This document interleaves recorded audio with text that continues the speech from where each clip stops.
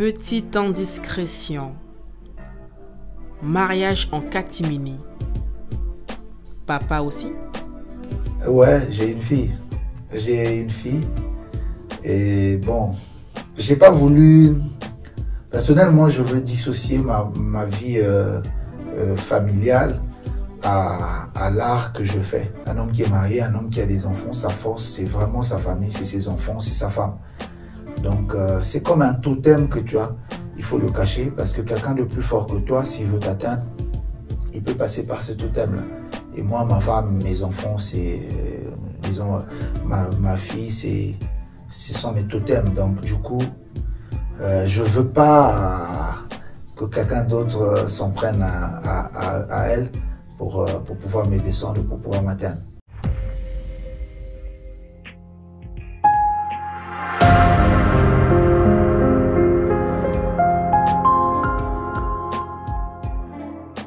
Salut à tous, je m'appelle Welfare Kaya, humoriste congolais de Brazzaville. Je suis dans l'émission Messieurs pour Boila TV.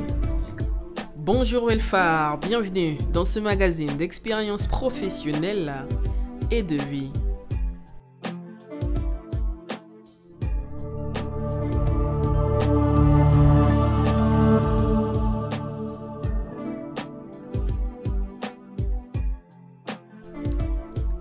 Danseur un peu fantaisiste sur les réseaux, dis-nous, avec quelle chanson tu fêtes chacun de tes contrats?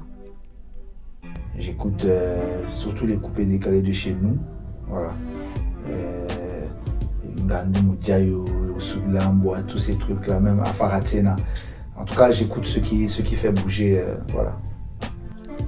Quel est le sentiment qui t'anime quand tu jettes un regard rétrospectif sur le chemin parcouru jusque-là?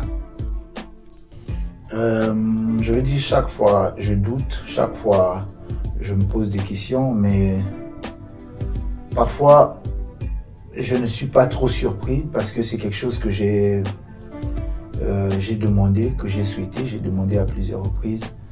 Je dis toujours vraiment gloire à Dieu, ça n'a pas été facile, chaque fois que je regarde en arrière, ça n'a pas été facile, mais je dis Dieu merci parce que comme je dis toujours, la nature ne te donne que ce que tu demandes et quand ça arrive, on est un peu surpris, mais parfois on n'est pas surpris parce qu'on sait que c'est ce qu'on avait demandé. T'est-il déjà arrivé d'en pleurer? Tout récemment, j'ai fait le festival Montreux et tout s'est bien passé, la joie, tout ça, le jour de la soirée. Le lendemain matin, j'ai pleuré. Voilà. En revoyant les images, j'ai pleuré. Voilà. Dois-tu en partie ton succès au fait d'être parti? Moi, je pense que peu importe où on est, je pense que peu importe où on est, si Dieu t'a destiné, si Dieu veut t'élever, il va t'élever. Maintenant, comme on dit toujours, Dieu fait tout ce qui est bon pour t'emmener là où il veut t'emmener. Donc, le fait d'être parti, oui, en partie, mais je pense que si je n'étais pas parti, peut-être que ça aurait été pareil. Peut-être, je ne sais pas, mais je ne saurais le dire. Mais il faut avouer que le fait que je suis parti a beaucoup contribué, a beaucoup aidé, changer la façon dont les gens me regardent ou dont les gens me considèrent. Parce que c'est vrai que c'est quand même un problème chez nous. On se dit beaucoup que quand tu es sur place, quel que soit le talent que tu as, certains se disent que tu n'es pas encore arrivé tant qu'ils t'ont pas vu quelque part. Alors que c'est faux. Il y a plein de talents qui sont ici, plein de personnes. J'ai toujours tendance à dire que si Arafat de la Côte d'Ivoire était congolais de Brazzaville, peut-être qu'il n'aurait pas le succès qu'il a eu.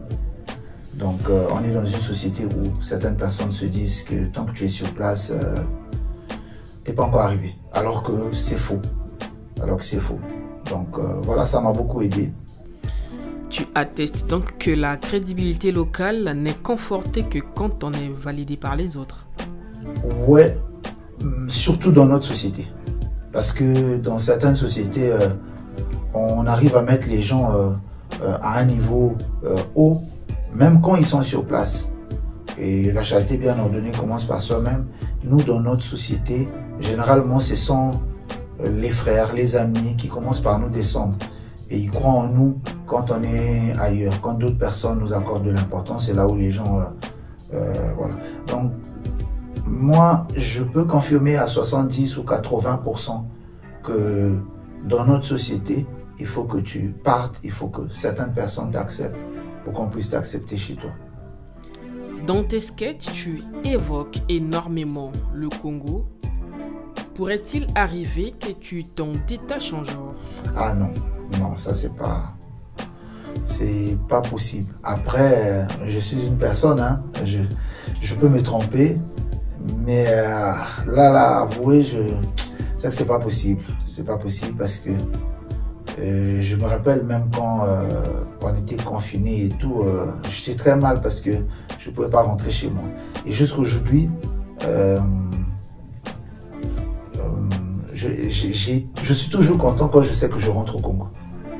Donc c'est vraiment ancré en moi et c'est difficile de m'en détacher. C'est difficile. Petite indiscrétion. Mariage en catimini.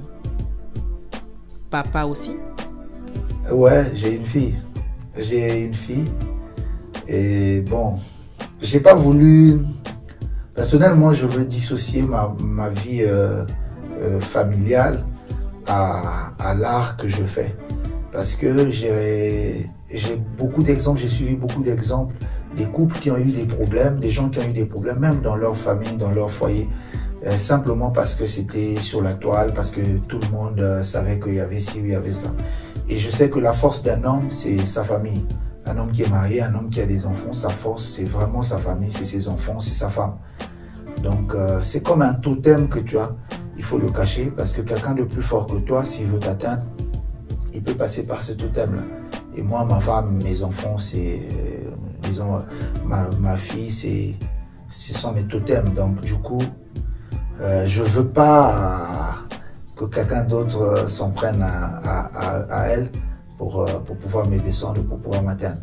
Donc je les cache. Mais ça arrivera une fois, je pense peut-être l'année prochaine ou peut-être les années à venir, que bon, je puisse montrer un peu que voilà, c'est elle, mais bon. D'accord. Pour terminer, qui est, à ton avis, ton successeur sur la scène? Autrement dit, qui est ton coup de cœur en humour au Congo? Je dirais Jojo. Ouais, Jojo la légende, ouais. Okay. Je dirais Jojo la légende. Mais les autres qui sont très bons aussi. Ouais. C'est vraiment quand tu regardes Jojo la légende, tu te dis, il y a trop de choses à faire avec lui. Il y a trop de choses. Il peut jouer dans beaucoup de registres. Il peut faire beaucoup de choses. Beaucoup de choses. C'est comme un produit qu'on peut utiliser à plusieurs dessins ou plusieurs fins, comme on dit. Il y a trop de talent. Si j'enlève notre génération, même la génération qui est venue après ou les plus jeunes, il y a trop de talent.